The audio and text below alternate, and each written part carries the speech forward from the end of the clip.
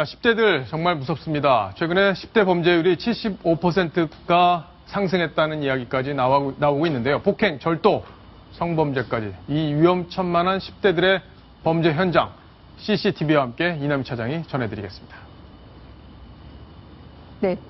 먼저 첫 번째 10대 꽃뱀 사기단 얘기입니다. 한 남성과 여성이 지금 여기가 모텔인데요. 모텔 안으로 지금 들어가려고 합니다.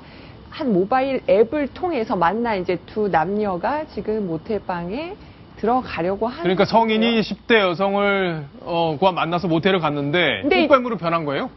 일단은 그다음에 다른 여성들이 또 올라옵니다. 이 들어간 여성들 나오라고 지금 문을 두드리면서 이제 다시 들어가는데요. 결국 이들이 그러니까 같이 맨 처음 들어갔던 여성 또 다시 올라왔던 사람들 사실은 알고 보면은 같은 그 가출 청소년들이 조직한 꽃뱀 사기단인 겁니다. 그래요. 왜냐하면은 이 모바일 앱을 통해서 이제 조건 만남을 한다고 이제 남성을 유인을 합니다. 결국은 이 남성에게 돈을 뜯어내기 위해서 당신은 지금 미성년자와 만나서 성관계를 가지려고 했다 이렇게 비판을 하면서 그러니까 누군가가 이제 또 남성 같은 사람들이 들어가네요. 네, 결국은 이제 이 남자를 이제 끌고 나오게 되는데요. 그래요? 그러면서 이제 내 동생이 미성년자인데 당신이 이렇게 성매매를 하려고 했다 이렇게 강하게 비판하면서 돈을 끌어냈는데 지금 꿇어 앉아서 성매매를 하려고 했던 남성이 혼나고 있는 겁니다. 했군요. 그래서 이 지금 10대 꽃뱀 사기단이요. 무려 지난 5월부터 최근까지 남성 15명으로부터 900여만 원을 뜯어냈다고 합니다.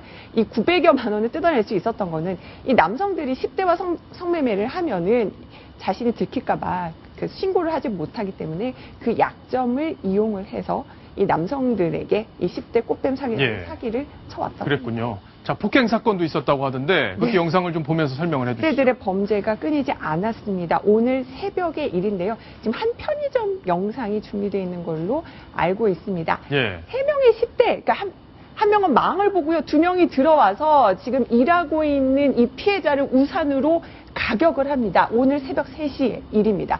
결국 현금을 101만 원을 갈취해서 빠져나가는데 잠시 나가다가 또 담배 한 갑까지 들고 해서 1분 30초 만에 도주하는 모습입니다.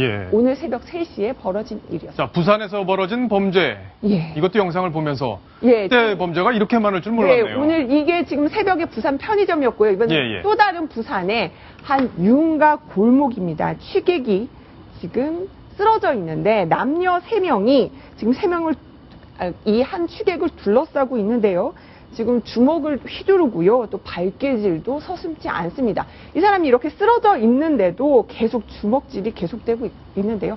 무차별 폭행이 이어졌는데 굉장히 좀 안타깝습니다. 그런데 이 취객 돈 뜯어내려고 했는데 이 돈 뜯어간 돈은 27,000원. 그러게요. 이미 다 술 드시고 다 썼죠. 돈이 너무 안타까운 것이 결국은 전치 6주의 상해를 입으셨다고 해요. 지금 49살의 남성이라고 하는데 안타깝습니다. 신은숙 변호사님, 저희 보니까 10대 범죄가 정말 교화도 어렵고 재범률도 높고 어떻게 대책을 어떻게 마련해야 되는 거예요? 현재로서 이제 재범률이 높은 이유 중에 이유가 하나가 형을 좀 가볍게 하는데 원인이 있습니다. 어리다는 이유 때문에? 네. 현재 물론 소년범들이 범죄를 정했을 때 법적으로 정한 기준은 일반 성인들과 똑같은 기준에서 적용이 되는데요. 법적인 의미에서 보면 소년법이라는 것이 있습니다. 그러다 보니까 그 소년범들이 19세 미만자들이 형사범죄를 저질렀을 때 무기징역 또는 사형으로 처벌할 수 없고 그다음에 유기징역도 10년을 초과할 수 없다라는 기준이 있다라는 부분이 이제 형을 가볍게 하고 있고요.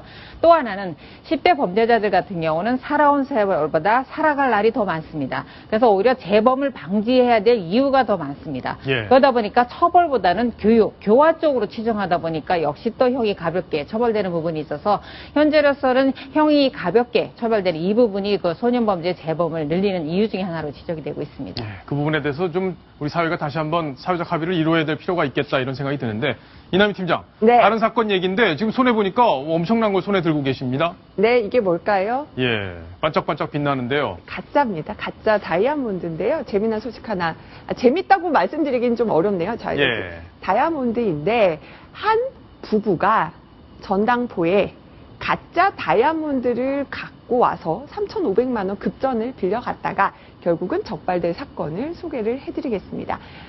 이제 여성이 60대고요, 남성은 50대입니다. 이 부부가 그 전당포를 지난 2일날 명동의 한 전당포를 찾았습니다. 한 달 전에도 다이아몬드 2캐럿을 맡기고 1,000만 원을 빌려갔었는데 네. 한 달 후에 이 전당포를 다시 찾아와서 다시 돈을 빌리려고 했습니다. 이번에는 10캐럿 상당의 다이아몬드를 가져왔는데요. 아니 근데 궁금한 게 전당포에서는 당연히 가짜인지 진짜인지 가려야 될 그런 기계 같은 게 있을 것 같은데요. 있죠. 바로 이 볼펜 크기의 간이 예. 어떤 이 테스트기가 있다고 합니다. 예. 지금은 바로 압수된 가짜 다이아몬드인데요. 네. 이 전당포 주인이 테스트기를 통해서 이 볼펜 모양의 테스트기를 통해서 이들이 가져온 다이아몬드에 댔을 때는 삐 소리가 났다고 합니다. 그게 통과됐다. 진짜인 줄 알았습니다. 근데 이 두 사람 부부가 이상한 겁니다. 예. 아내가 남편에게 그러니까 남편이 아내에게 존댓말을 써서 이상해서 이 다이아몬드를 직접 또 다시 그 금은방에 갖고 갔더니 그제서야 가짜라는 게 판명이 된 겁니다. 그래요. 이 가짜 다이아몬드가요, 이름이 제가 어렵더라고요. 모이사나이트라는 건데 거의 이 다이아몬드랑 열 전도율이 비슷해서 웬만한 이 기구로도 테스트기로도 열 전도율이 비슷하기 때문에 통과가 됐다는 겁니다. 자, 다이아몬드 갖고 오는 전당포 주인분들은 이제 앞으로 좀 더 주의를 기울이셔야 될 그런 뉴스였습니다.